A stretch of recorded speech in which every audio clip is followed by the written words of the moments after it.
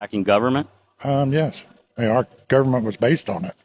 Right. And God we trust is on our money. So, One of the amendments in the Constitution says that, there will be a separation between church and state. A lot of people are saying they want to see more church in state. I do. I think so. So certain parts of the Constitution, take it or leave it. Yeah. So, I believe fully in the Constitution.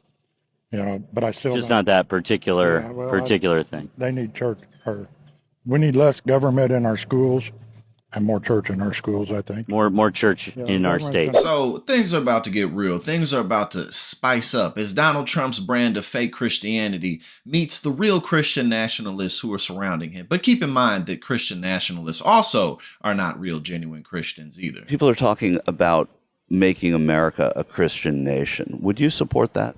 Absolutely. Absolutely. The values, thought that's what we built the country on, was my impression, but obviously things got twisted along the way.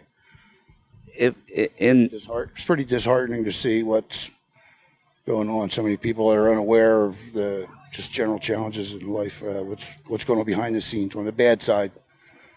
Can you elaborate on that a little bit? Well, conspiracy theories, tin hat guy, call it what you will. I've been in the rabbit hole deep in all directions, and over the last couple of years, I've been awake for a long time. Excuse me, but deep in the rabbit hole, verifying incidentals, looking at videos, checking backgrounds, doing homework. I had to vet everything, and I was never a real church kind of guy. But in the last couple of years, I've gotten real spiritual in here. You have to get with yourself. What happens to people who are not Christian in this country, who are atheist, who are Jewish, who are Islamic? If America is religious freedom and there is a sort of a mandate for Christianity in America, what happens to that? Repeat the question. I'm sorry. What do we say to our Jewish brothers and sisters if we're saying we have a Christian nation? I wouldn't necessarily even call it pushing Christianity, or I don't even go there. I'm like, I am what I am. So knowing that gives me my spirituality. So that's a worldwide thing. That's not Islamic. That's not Hebrew or Jewish or German or any other. It's humankind. In my book, that's kind of how things sort of seem to work, if you're paying attention. Democrats ignorantly say this is in the Constitution, separation of church and state, and they don't know what it means, and they think that means you can't talk about God. Well, if there really is this separation of church and state like they believe it means, well, then what is Ilhan doing with her hijab on? I mean, why is she able to go in there with that? I mean, why aren't they shouting that from the rooftops, separation of church and state? And this threat to democracy has made its way to Congress. I mean, my colleague, Representative Marjorie Taylor Greene, has said, quote, Christian nationalism is actually a good thing. It is an identity that Republicans need to embrace, and I am being attacked by the godless left because I said I am a proud Christian nationalist, end quote. My colleague, Representative Lowen Boebert, said, quote, the church is supposed to direct the government. The government is not supposed to direct the church. I'm tired of this separation of church and state junk, end quote, junk being the Constitution and Bill of Rights.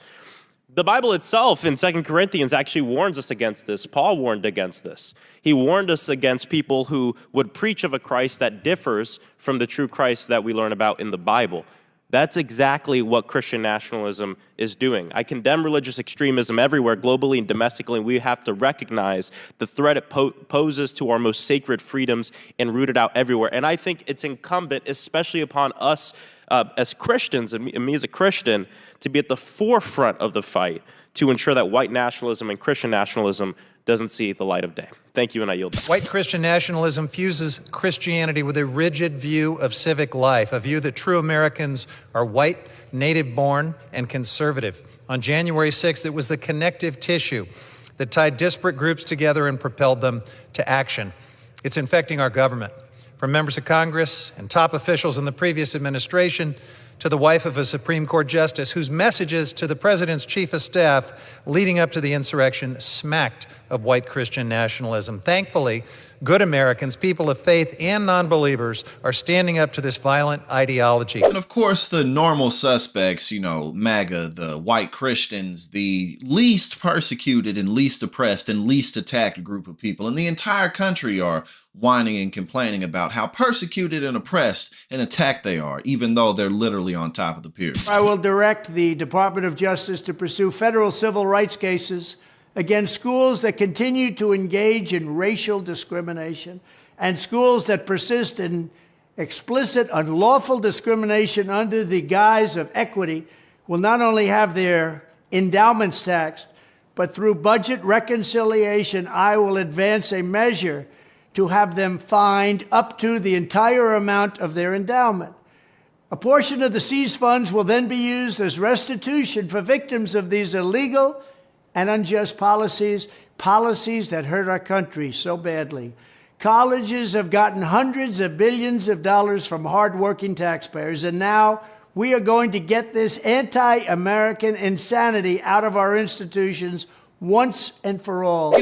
The politics of white grievance won in this election. That's what happened. There's plenty to say about the Democratic Party not delivering, as I've admitted and as I've said many times. But at the end of the day, this just was not a difficult decision. We put a multi-convicted felon, idiot, con artist, racist, rapist, criminal back into the White House who literally tried to overthrow the American government. He literally tried to do that. And white America was like, I don't care, because, a competent black woman, that's just a step too far. Listen, at the end of the day, that's what we're dealing with. We are dealing with a movement of people who do not want to see progress. All the right wing talks about is there's too much DEI, there's too much critical race theory, we got to kick the immigrants out, black people are criminals, there's so much rampant crime in the country. But then when we put Donald Trump back into the White House, it's like, oh, well, racism, that's not really the issue. Like, what do you mean it's not the issue? It's literally all these people talk about. It's all they talk about. You go outside of metropolitan areas, like I'm in St. Louis right now, right? Very, very, very red state. But then outside of St. Louis, outside of your metropolitan areas, you have mostly white communities that are mostly homogenous. They don't really have to see or deal with minorities, and they don't want to. They don't want to. And for decades, that is what the Republican Party has been tapping into, such that these people will vote for a party who actively do things like make healthcare more expensive, don't, want to cut Social Security, Medicare. They talk about this all the time. Don't even want a minimum wage to exist. But the reason that these rural white folks vote for them is because they're selling racism. This is nothing new, and we need to stop pretending as if this is something new. It's the same old story of America.